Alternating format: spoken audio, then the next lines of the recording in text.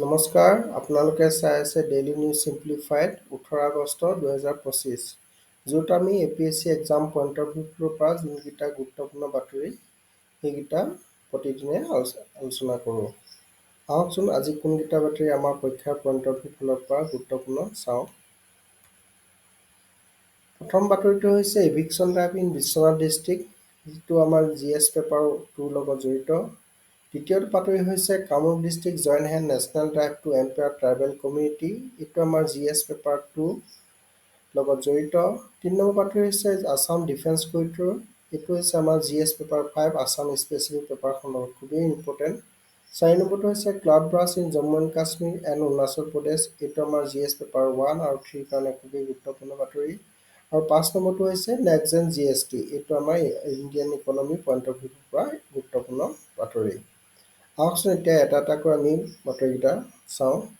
প্ৰথমটো হৈছে ইভিকশ্যন drive in Biswanath district. এতিয়া এই বাতৰিটো আজি বিশ্বনাথ ডিষ্ট্ৰিক্টত ইভিকশ্যন ড্ৰাইভ চলি আছে। ইয়াৰ লগত সামঞ্জস্যভাৱে আমাৰ অসমৰ বিভিন্ন জিলাত অলৰেডি ইভিকশ্যন ড্ৰাইভ চলি গৈ আছে। গোৱালপাৰাত ৰিচেণ্টলি হৈ গ'ল, গোলাঘাটত হৈ গ'ল। তেনেস্থলত এই টপিকটো আমাৰ এক্সাম পইণ্ট অফ ভিউৰ পৰা খুবেই গুৰুত্বপূৰ্ণ। যদিও ইভিকশ্যন ড্ৰাইভৰ ডাইৰেক্ট আমাৰ এক্সাম পইণ্টৰ লগত কোনো ধৰণৰ লিংক নাই, ইয়াত কিছুমান কথা আছে, কনচাৰ্ণ আছে, সেইখিনি আমাৰ এক্সাম পইণ্ট অফ ভিউৰ পৰা খুবেই গুৰুত্বপূৰ্ণ। আহকচোন এই ইভিকশ্যন ড্ৰাইভ আৰু আমাৰ পৰীক্ষাৰ লগত কেনেদৰে গুৰুত্বপূৰ্ণ হয় চাওঁ আহক।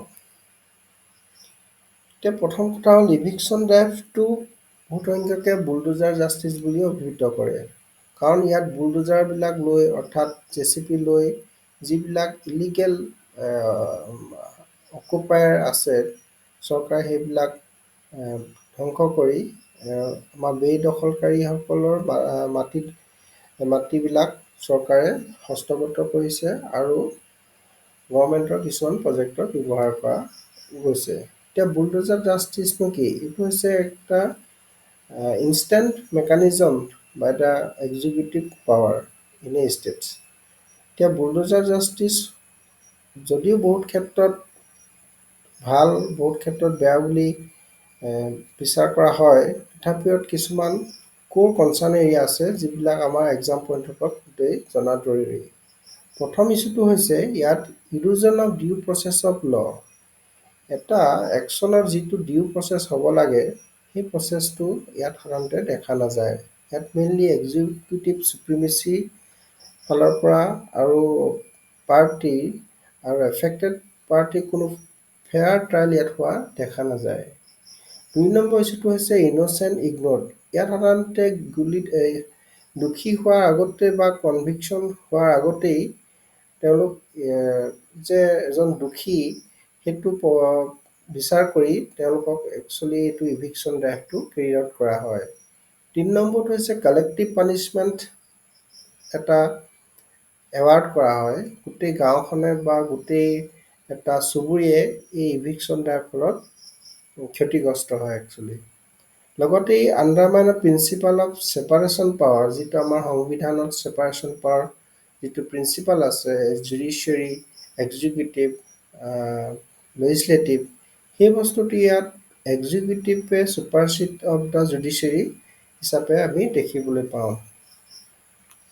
এতিয়া এই ইভিকশ্যন ড্ৰাইভটো বহুত সমালোচকে ভাল বুলি আখ্যা দিয়ে আৰু বহুতসকলে ইয়াক বেয়া হৈছে বুলিও আখ্যা দিয়ে। আমি চাওঁ আহকচোন কোনখিনি ক্ষেত্ৰত এই ইভিকশ্যন ড্ৰাইভ ভাল হিচাপে গণ্য কৰা হয় আৰু কোনখিনি দিশত ইয়াক নেগেটিভ হিচাপে আমাৰ সমালোচকসকলে আৰ্গুমেণ্ট কৰে। ইয়াত ইন ফেভাৰত ইভিকশ্যন ড্ৰাইভৰ ফেভাৰত প্ৰথম আৰ্গুমেণ্টটো কৰা হয়, ই expedite the action of on encroachment. ই এনক্ৰ'চমেণ্টৰ যিটো মানে চৰকাৰৰ মাটিৰ অধিগ্ৰহণৰ যি প্ৰক্ৰিয়া, সেই প্ৰক্ৰিয়াটো এটা এক্সপেডাইট কৰে, প্ৰথম আৰ্গুমেণ্টটো হ'ল। দ্বিতীয় আৰ্গুমেণ্টটো হৈছে যে চেণ্ট এ পাৱাৰফুল মেছেজ। ই চৰকাৰে এটা পাৱাৰফুল মেছেজ দিয়ে জনসাধাৰণক যে such kind of legal activity will not be accepted in future and that's why this eviction drive would carry out without any intervention এনেকুৱা ধৰণৰ এটা পাৱাৰফুল মেছেজ চৰকাৰে দিব খোজে। 3 নম্বৰ কথাটো হৈছে চৰকাৰৰ যি এডমিনিষ্ট্ৰেটিভ এণ্ড আপহোল্ডিং ল সেইটো ইনষ্টিলিং কৰা আৰু পাব্লিকৰ এটা ট্ৰাষ্ট আনিব বিচাৰে গভৰ্ণমেণ্টছৰ ওপৰত। চতুৰ্থ কথা হ'ল এই ৰিচোৰ্চবিলাক যিমানবিলাক ইভিকশ্যন ড্ৰাইভৰ পৰা যিমানবিলাক ৰিচোৰ্চ চৰকাৰে অধিগ্ৰহণ কৰিছে সেইবিলাক এটা ভাল ইউটিলাইজেশ্যন হয় বুলি কিছুসংখ্যক আৰু মানে ক্ৰিটিকে ক'ব খোজে। আনহাতে কিছুমান ক্ৰিটিকে ক'ব খোজে যে ইভিকশ্যন ড্ৰাইভ ইট ভায়লেট আমাৰ পাৰ্চনেল লিবাৰ্টি আৰ্টিকল 21 ভায়লেট কৰে বুলি কয়। আন কিছুমান আৰু আৰ্গুমেণ্ট কৰে যে ক্ৰিটিকে কয় যে ই এটা পাৰ্টিকুলাৰ টাৰ্গেটেড পিপুলক টাৰ্গেট কৰি কৰা হৈছে বুলি, টাৰ্গেটেড স্পেচিফিক গ্ৰুপ অফ পিপুলক কৰা হৈছে বুলি, যেনে বহুত সংখ্যক ক'ব খোজা আছে এইবিলাক মাইনৰিটিসকল টাৰ্গেট কৰি এই ইভিকশ্যন ড্ৰাইভ চলাই আছে বুলি। লগতে এইটোও কয় যে এইটো এটা আৰ্বিট্ৰেৰী ডিচিশ্যন, এইটো এক্সিকিউটিভৰ মানে ওৱান এণ্ড অনলি ডিচিশ্যন, ইয়াত জুডিচিয়াৰী কোনো ধৰণৰ ইয়াত ইণ্টাৰভেনশ্যন নাই সেনেকুৱা ধৰণৰ বুলি কয়। ই লগতে আমাৰ অনাৰশ্বিপ ৰাইটৰ ওপৰতো ই মানে এটেক কৰিছে বুলি কিছুসংখ্যক ক্ৰিটিকে ক'ব খোজে। লগতে এই curbing of freedom of expression article 19 ওপৰতো আমাৰ এনক্ৰচ হৈছে বুলি ক'ব বিচাৰে। এই ইভিকশ্যন ড্ৰাইভ যে অকণমান অসমতে হৈছে এনে নহয়, ভাৰতৰ বিভিন্ন প্ৰান্তত ইয়াত চলিছে আৰু সেয়েহে মহামান্য ছুপ্ৰিম কোৰ্টে কিছুমান গাইডলাইন দিছে যাতে এই ইভিকশ্যন ড্ৰাইভ যদিও কৰা হয় যাতে এই গাইডলাইনখিনি ফ'ল' কৰি কৰা হয়। ইয়াৰ প্ৰথম গাইডলাইনটো হিচাপে এইটোৱে ক'ব বিচাৰিছে যে তেওঁলোকক ইভিকশ্যন কৰাৰ আগতে অন্ততঃ 15 দিনৰ এটা ন'টিচ পিৰিয়ড তেওঁলোকক আগে দিব লাগিব, 15 দিনৰ আগত। তাৰ পিছতো তেওঁলোকক 15 দিন এটা উইণ্ড' পিৰিয়ড দিব লাগিব যাতে তেওঁলোকে সেইখিনি বস্তু তেওঁলোকৰ নিজৰ প্ৰয়োজনীয় বস্তু বাহানি লৈ যাতে তেওঁলোকে অন্য জেগাত যাব পাৰে। লগতে এই ন'টিচ পিৰিয়ড যি এক্সিকিউটিভ মেকানিজম ফালৰ পৰা দিয়া হয় সেইটো যাতে ট্ৰেন্সপাৰেঞ্চি হয়, তেওঁলোকৰ গভৰ্ণমেণ্টৰ পৰ্টেলত যাতে ৰিফ্লেক্ট হয় বা লিডিং নিউজ পেপাৰ যাতে ইয়াৰ পাব্লিছ হয় এইটো। চতুৰ্থতে হৈছে হিয়েৰিং আৰু ফাইনেল অৰ্ডাৰ যেতিয়া জুডিচিয়াৰী দিব তেতিয়াহে ইভিকশ্যনটো কেৰিড আউট কৰিবলৈ চৰকাৰে আগবাঢ়িব লাগে। যিহেতু ইভিকশ্যন ড্ৰাইভটো এটা বাৰ্ণিং টপিক হিচাপে আমাৰ অসমত আজি লাষ্ট 6 মান্থ ধৰি চলি আছে, তো ইয়াৰ পৰা এটা কুৱেশ্যন অহাৰ খুবেই সম্ভাৱনা আছে। এটা মেইন প্ৰেক্টিচ কুৱেশ্যন দিয়া হৈছে, তেওঁলোকে চেষ্টা কৰিব। 2 নম্বৰ টপিকটো হৈছে Kamrup district joint national drive to empower tribal community. এইটো আমাৰ অসমৰ কামৰূপ ডিষ্ট্ৰিক্টে ট্ৰাইবেল পিপুলসকলৰ এম্পাৱাৰৰ কাৰণে এটা প্ৰগ্ৰেম তেওঁলোকে ইমপ্লিমেণ্ট কৰিব লৈছে, যাৰ বাবে তেওঁলোকে বিভিন্ন ধৰণৰ লাইন ডিপাৰ্টমেণ্টৰ লগত কোঅৰ্ডিনেট কৰিছে, কনভাৰ্জেঞ্চ কৰিছে, অফিচাৰক ট্ৰেইনিং দিছে যাতে এইটো ছাকচেছফুলি ইমপ্লিমেণ্ট হয়।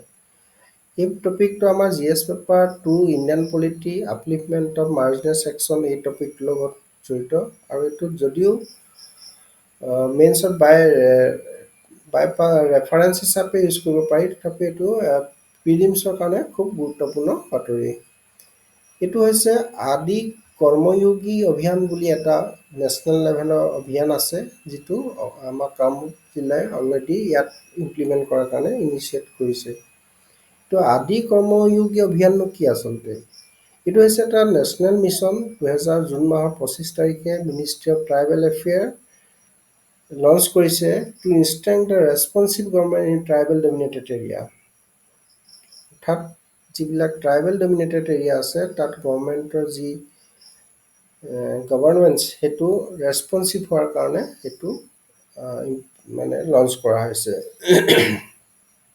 ছেকেণ্ড অবজেক্টিভটো হৈছে improve the last mile delivery of service to tribal community.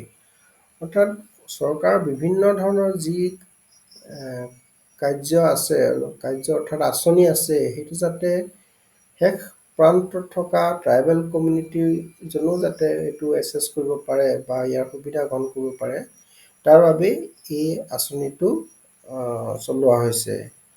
এইটো বিচৰা হৈছে লগতে মানে গ্ৰাছৰুট লেভেলত চেঞ্জ কৰিবৰ কাৰণে কিছুমান লিডাৰ যাতে তৈয়াৰ কৰিব পাৰি তাৰ কাৰণে আদি কৰ্ময়োগী বুলি ইয়াক নামাকৰণ কৰা হৈছে।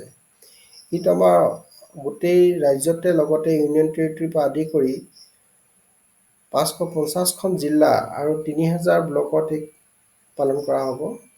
লগতে ইয়াত এইটো তাৰ এষ্টিমেটেড কৰা হৈছে এৰাউণ্ড 10 লাখ মান পপুলেশ্যনে ইয়াৰ বেনিফিট লাভ কৰিব। যদি আমি ইয়াত অবজেক্টিভ হিচাপে কি পইণ্টত চাব বিচাৰোঁ তেনেহ'লে লোকেল লিডাৰশ্বিপক ইয়াত বিল্ড কৰাৰ কাৰণে ইমপ্লিমেণ্ট কৰা হৈছে।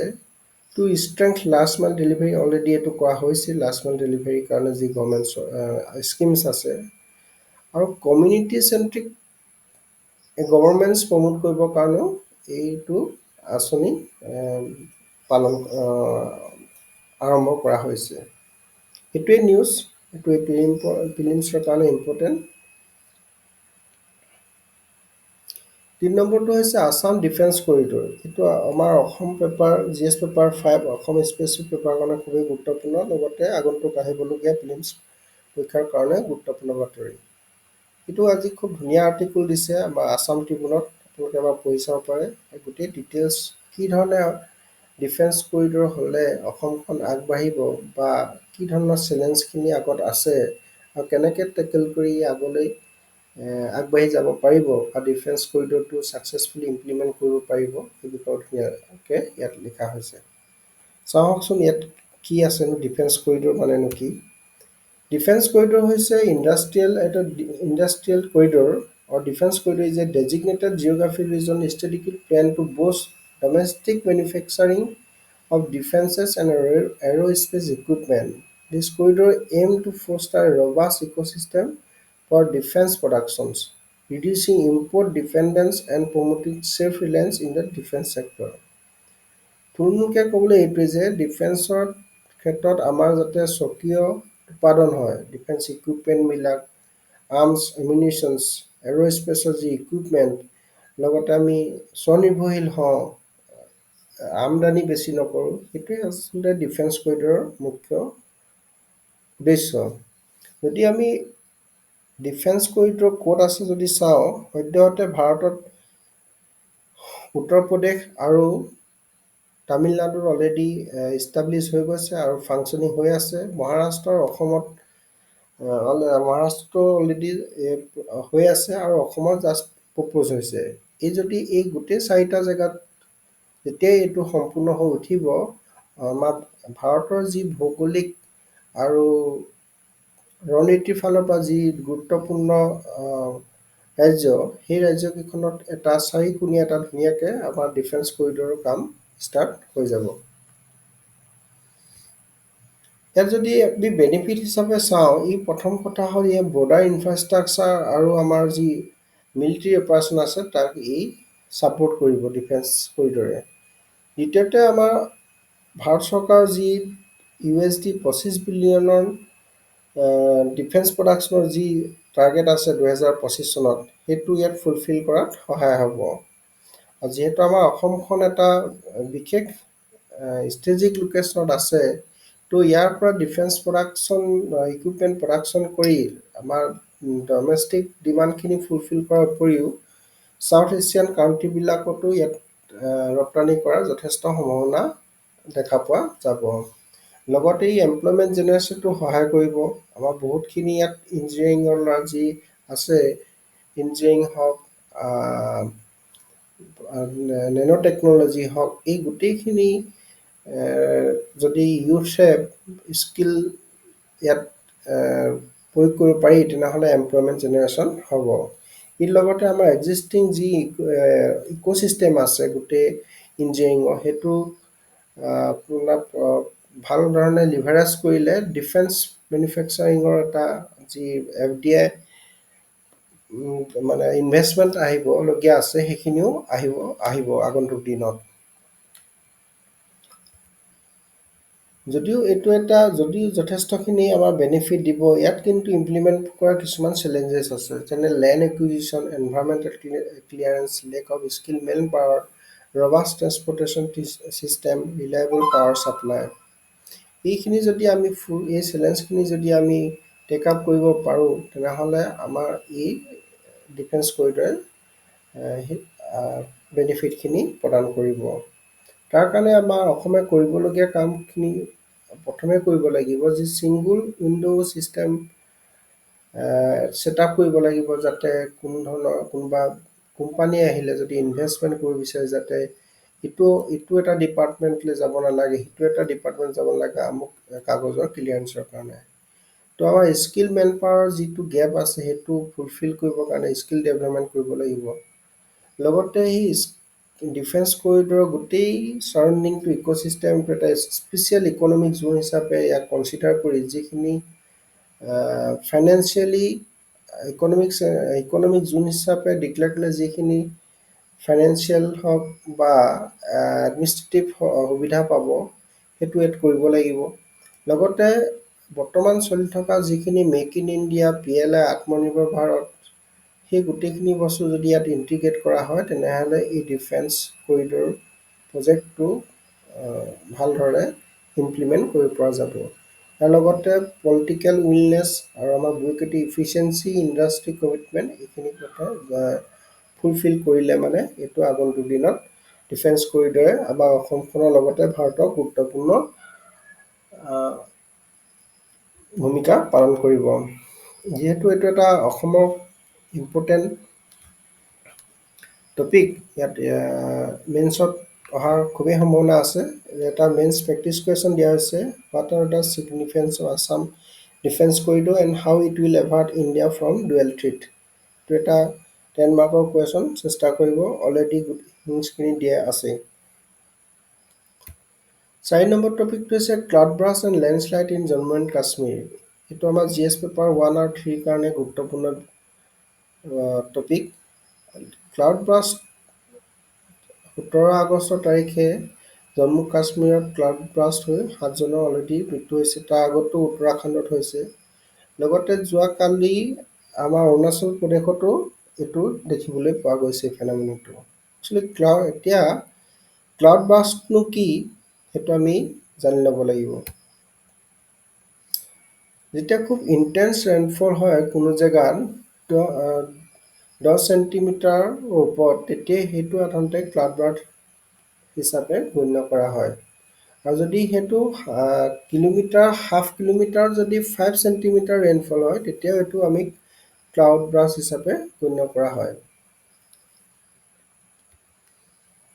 সাধাৰণতে এইটো হিমালয়ান ষ্টেটবিলাকো বেছি দেখিবলৈ পোৱা যায়, কাৰণ ইয়াৰ টপ'লজি, ৱাইন ছিষ্টেম, টেম্পাৰেচাৰ গোটেই বস্তুখিনি আমাৰ সাধাৰণতে হিমালয়ান ষ্টেটবিলাকত সাধাৰণতে এই ফেন'মেননটো বেছি প্ৰযোজ্য হোৱা দেখা যায়।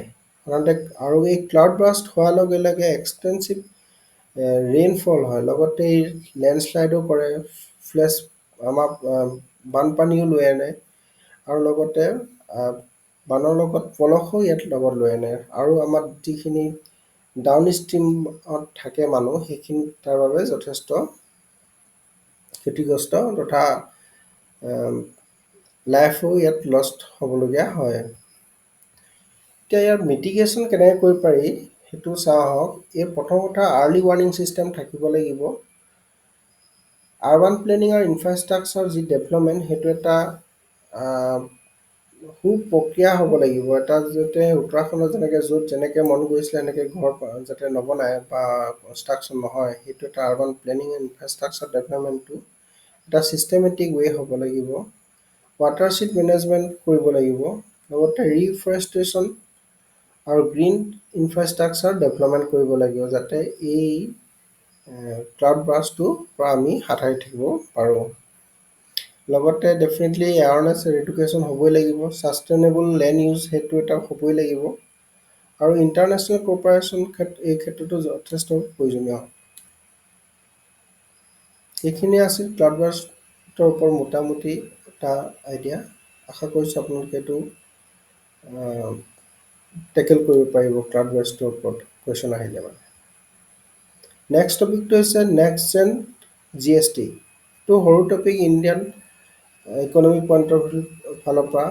এইটো এটা ট্ৰেনজিশ্যন আহিছে GSTৰ ওপৰত। আগন্তুক দিনত ইয়াত আৰু আমি চেঞ্জ দেখিবলৈ পাম আৰু। প্ৰথম কথা হ'ল এই নেক্সট জেন জি এছ টিটো হৈছে এতিয়া যিটো আমাৰ 4টা জি এছ টি ৰেট চলি আছে, চৰকাৰে এতিয়া 4টা কমাই 2টা স্লেবত টেক্সটো আনিব বিচাৰিছে, এটা 5% আৰু 8%। এতিয়া এই দুটা আনিলে কি হ'ব, প্ৰথম ইম্পেক্টটো হ'ব ইমিডিয়েট যদি আমি চাওঁ ৰিজন হিচাপে, তেনেহ'লে আমাৰ বস্তুবিলাকৰ দামটো কমি আহিব। কমি অহাৰ লগে লগে কনজামশ্যন বাঢ়িব, যিটো আমাৰ ইকনমিৰ fundamental principle demand and supply. যেতিয়া দাম কমিব, ডিমাণ্ড বাঢ়িব, ডিমাণ্ড বাঢ়িলে কনজামশ্যন হ'ব। সেইটোৱে ইয়াত হ'ব। যেতিয়া 8%ৰ বস্তু এটা 5% হ'ব, তেতিয়া ডেফিনেটলি ইয়াত কনজামশ্যন বাঢ়িব, আৰু কনজামশ্যন বঢ়াৰ লগে লগে ইকনমিটো আৰু বুষ্ট পাব। আৰু ইয়াত যদি অন্য এটা দিশ হিচাপে চোৱা যায়, তেনেহ'লে এই ডিডাকশ্যন মানে জি এছ টি ৰেট ডিডাকশ্যনৰ ফলত কিন্তু গভৰ্ণমেণ্টৰ ৰেভিনিউ কালেকশ্যনৰ হেম্পাৰ হ'ব। ৰেভিনিউটো এতিয়া যিমান পাইছে তাতকৈ কমি আহিব, তাৰ ফলত চৰকাৰৰ ৰেভিনিউটো যথেষ্ট কমি আহিব। কিন্তু চৰকাৰে এইটো কনফিডেণ্ট প্ৰকাশ কৰিছে যে যদিও তেওঁলোকৰ ৰেভিনিউ কমি আহিব, in longer term they will be benefited by reducing this G S T rate from existing one. এইটোৱে আছিল সৰু টপিক। আগন্তুক দিনত এতিয়া এইটো প্ৰপ'জ কৰিছে, আফটাৰ জি এছ টি কাউন্সিলে যেতিয়া এইটো ফাইনেল এপ্ৰুভেল দিব, তেনেহ'লে এইটো আমাৰ ইমপ্লিমেণ্ট হ'ব। তাৰপিছত আমি ইয়াৰ নেক্সট পৰ্যালোচনা কৰিম। আজিলৈ এইখিনি আছিল। ধন্যবাদ। থেংকছ ফৰ ৱাচিং।